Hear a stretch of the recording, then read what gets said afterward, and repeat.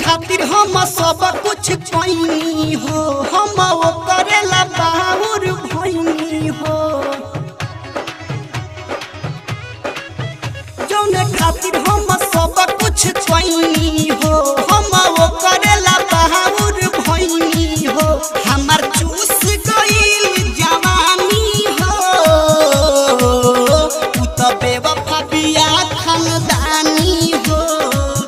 कहीं के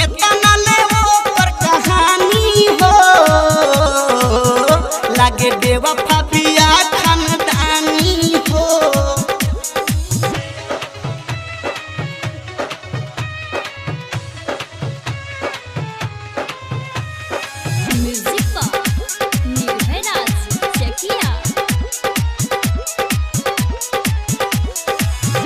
ओ करे त पीछे दिहनी सब कुछ लुटाई भाई हो।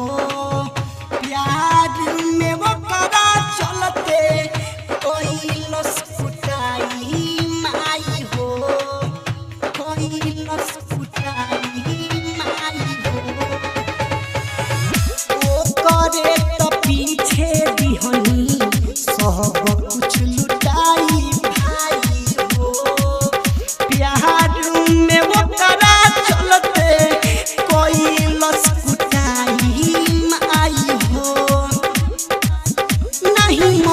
हमारे कौनो बतिया हो, खोज ले बिया दोसर संगतिया हो। खूब काटतिया दिन रात जानी हो, उ त बेवफा बिया खानदानी हो। कहीं के तना लाओ पर कहानी हो,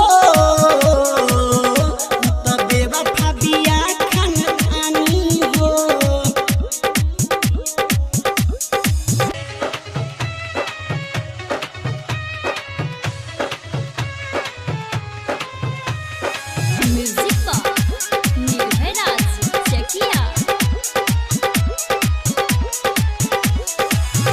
दिलवा के हमारा बुझल गुजरी गुबारा हो।